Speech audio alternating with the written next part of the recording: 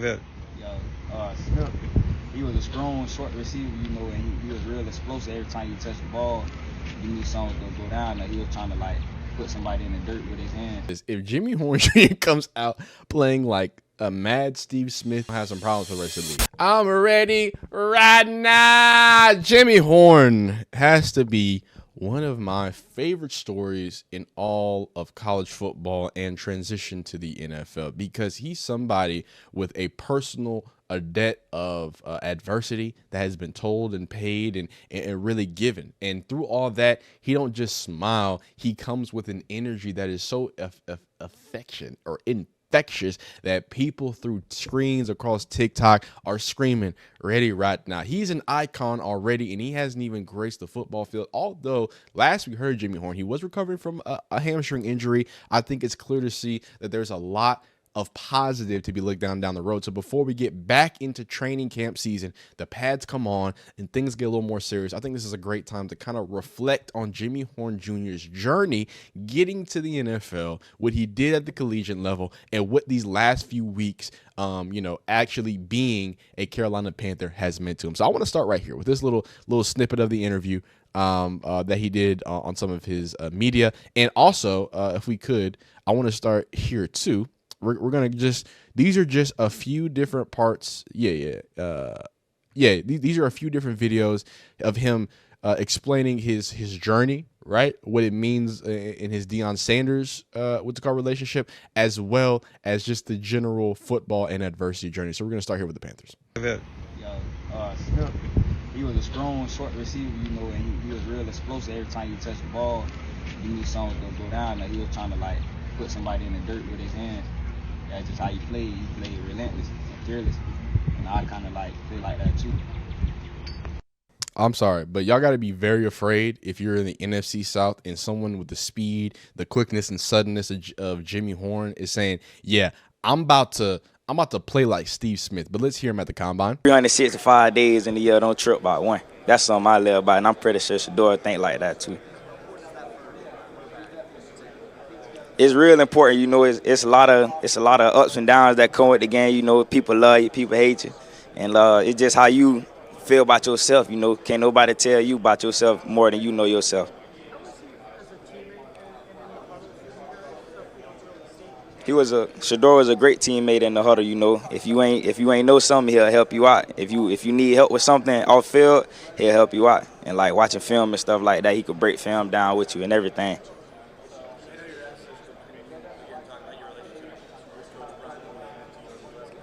Man, Coach Prime got a great relationship. It's like a father and son relationship, And over these years, I met Coach Prime in high school. That's really my big decision to go to Colorado. They was recruiting me back in high school. And I kind of had a connection with him back then because I was about to go to Jackson State, but I went to USF. And just Coach Prime, he always been a man of his word to me. And I love the man to death. It's real special. Overly blessed. Shout out to Jalen Wester, man. Yeah. That's dope, man. That's dope. And he kind of already alluded to a few things that we're going to get into in this video, and it's the journey of Jimmy Horn. So let's get into it. So I want to start from the beginning of it. As you can see, he did, in fact, have an offer from Jackson State. So starting in 2020, coming out of, because I believe he played in Florida as well. But we're going to get in here. We'll kind of explain it. So this is what it looked like, right, from the recruiting path. So you get an offer from Central Arkansas, FAU, which is interesting because you know who else had an offer to FAU and was committed to FAU? Shador Sanders. So that's crazy. And then Jackson State. So just like he was talking about, hey, I was going to go to Jackson State. Then you get an offer from the Georgia Bulldogs. I want y'all not to play with Jimmy Horn Jr.'s name. When I tell this story, I don't want you to think, oh, feel bad because of, whether it's what he's done, with his parents or the adversity that he's gone through. don't feel bad for him because or don't treat him like he ain't that dude. In the same way I do with Shiloh and stuff. Because Shiloh had Georgia offers too, and I think Shador had Georgia offers too. But there's a Georgia offer, and it's not just one SEC offer. There's a Tennessee offer. There's a Southern University offer, which again, if you're an HBCU person, you understand that's big, that's major. And then you got USF, which initially he commits to, he signs to, and he enrolls to. I think that's just too smooth, too sweet to be in your home or be around your home and have something like that, and you can be able to build something there. So what did it look like? Beginning at high school, right? Jimmy Horn Jr. played one season of varsity football for Coach Eric Lodge at Seminole High School in Florida. He helped lead his undefeated team to a Class A 8A state championship, becoming the first undefeated state championship football team in Orlando area history. The kid Jimmy Horn's been making history since high school, because in the state championship game, led all receivers with 7 catches for 74 yards. In his senior year, he had 42 receptions for 736 yards and 9 touchdowns, and added 29 rushes for 196 yards and 3 touchdowns, accounting for 1,182 all-purpose yards in 12 of them things. As a standout track and field, obviously you can tell the way he runs, he's a track and field guy. He won 4 medals at the 2021 Florida Class AA State Championship track and field, and was a part of the state championship 4x100 meter relay that posted a time of 41:12 to rank in the top 100 nationally, and won the long jump with a mark of 23.75 and finished 4th in the 100 meter with a 10.81 and triple jump. All right, and then high school rankings, as we looked at, 3-star prospect, offered from all types of people, listed as the number 191 player in the class, number 31 receiver, and number 25 player from Florida, ranked as ESPN a number 37 wide receiver, 75 player from Florida, 24/7 composite ranked him as the number 863 nationally, 127 receiver, and 107th from Florida. And then at USF, he did some things, played 23 games, registering 67 receptions for 959 yards. I want to understand that 23 games, registering 67 receptions for 959 yards, 4 receiving touchdowns with 14 rushes and 170 yards, and a rushing touchdowns. He added 16 kick returns and 323 yards, averaging 20.2 yards per return and a touchdown. Obviously, if he doesn't get early access to get into that wide receiver room, which he's already making friends with Tet and them, I think it's clear that he's going to have some value in the return game as well. And in 2022, he was named the first team All AAC as a kick returner by the coaches, and in 2022 had 4 games with 100 all-purpose plus yards. So Jimmy Horn don't just do it, he been doing it for a long time. As you see, 408, 551, 567, 441. Some of these are limited by injuries, and some are limited just by the team that he's in, and kind of like he alludes to, right? There's nothing wrong with being able to play that role and do those different things. So now at Colorado, it looks like, hey, one of the 2 busts in 2023, Jack Bailey, to play and start in every game during the 2023 season, recorded 58 receptions like we just looked at, 567 yards and 6 touchdowns. And then 2024, he played and started in 11 games during 2024, missed most of the last 3 games due to injury. So this really tells the tale of where we get to when we talk about the combine, right? When we talk about somebody who had a lower body injury, that if we're being realistic, I'm assuming that he's still dealing with, right? If he's having a hamstring back then, take him out of 3 games, I'm sure it was affecting him, and I'm almost sure it was affecting his 40 time. When you look at his RAS score, right, he has a 4.46 40 yard, which is at the end of the day, it's not that terrible. But when you combine it all with the speed and everything, it wasn't looking great. But really, when you look at Jimmy Horn, there's an intangibleness about him, right? There's a certain level of a speed and twitch and also contact balance that you just don't match. And for as everybody wants to point out about who's running the fastest in XYZ, fast on the field, Jimmy Horn Jr. hit 19.81 miles per hour, the fastest speed of any wide receiver during the NFL Combine Gauntlet drill. That's called being quick and fast, right? Being able to beat fast through those different turns and changes and things like that in that 3 cone. So, in the gauntlet, right? And that's even closer to the game speed, right? You're actually catching the ball and being speedy with it.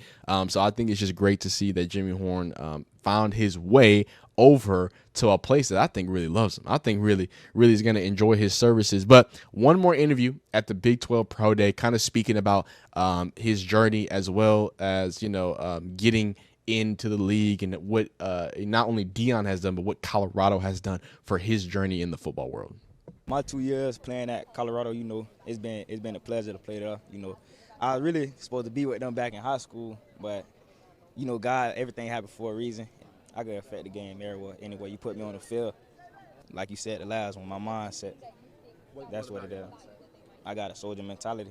Both of my parents, you know, like, they both got a story that nobody don't know nothing about. And, like, for them to have me and, like, raise me the way I am now, you know, I feel like both of them be proud just because of the way I was raised and how they was raised and the man they molded me into. When I talk to NFL teams, I just be myself, you know. I don't go in there being somebody else that I'm not. Like, I want them to know, like, if I come to this gonna be me. And, like, I don't put on no front of somebody else I'm not. Like, I'm Jimmy Horn Jr. and, like, that's just me.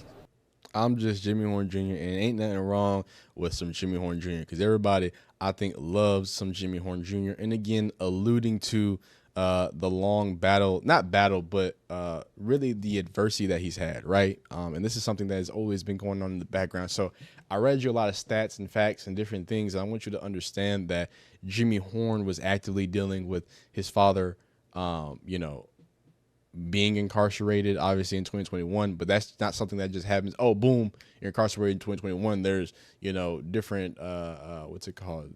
Times at trial that he has to be. There's different times that really Jimmy Horn has to be away from his team in an era, in a time where you're, as a young gentleman, supposed to be able to be committed fully to, you know, this team and your dream, making it to the NFL. He was taking it upon himself to ensure that, you know, he was there for his father, you know, showing up for those court meetings and different things like that, you know, throughout his collegiate career. So the fact that, you know, this is not only just talking about the support from Coach Prime, but the resiliency from Jimmy Horn, right? And I don't even want to get into his mother's story. Please go look into that. We probably do something separate about that. I just want to kind of keep it more focused on the way the things that were affecting him. If I'm not mistaken, I believe he lost his mother and dealt with some issues as well. But that's not really important. What's important is that even through this, even through having somebody in a support system like Coach Prime and your team, the fact that he was able to still give to his family, right? It's easy to just say, hey, I'm shutting down or whatever, but not just give to his family, give back to his teams, give everything to his team. So much to the fact that, you know, he was working in those last 3 weeks to get back on the field, right? With that lower leg injury and stuff like that. So when you see the type of demeanor that Jimmy Horn has, when you see the fact that it's almost infectious, the way when he smiles, people smile. When he's happy, people are happy. I think it's even better to see and better to know that all that comes with a story that is deeply filled with adversity. So I don't think anybody else deserves it more. And I think this is what it comes with being the ultimate draft steal, is the fact that it's not just, you know, talking about effectiveness, right? We're talking about what he is as a person, right? We're talking about, you know, the work that he does outside the building. You know what I mean? So I'm happy for Jimmy Horn.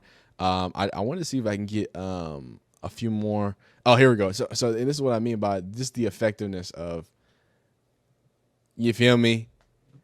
Yeah, feel me. Yeah, I just feel like there's a connection growing there that cannot be denied in any way.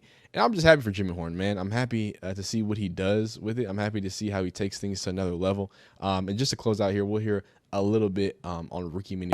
How everybody doing?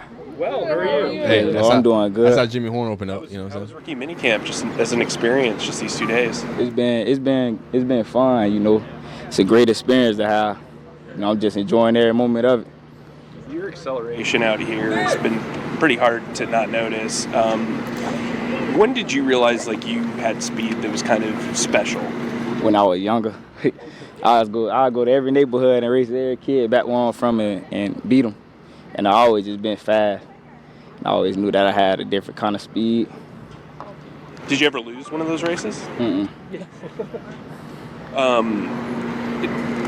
Coming from Colorado, having kind of that NFL kind of like program, how do you think that prepared you for this weekend? It prepared me real good. You know, our practices at Colorado was probably like 15 minutes longer than this.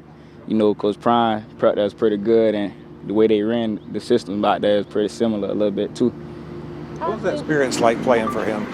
It was a great experience. It was fun. You know, one of a kind experience that I never get the experience again playing for Coach Prime. It's specific. developing with T-Mac and how you guys have kind of gotten to know each other during this process? It's developing real good. You know, I'm getting to know him every day. He getting to know me a little better. You know, T-Mac a cool guy. It's fun to play with him. You know, he helped me out. I helped him out. You know. In what ways have y'all kind of helped each other out? If you have an example. For example, like on the field, like if I had to not know something, he'll help me out right there, or vice versa. Were you lined up against Travis Hunter often in practice, and what was that like, sharpening your skills against the Heisman Trophy?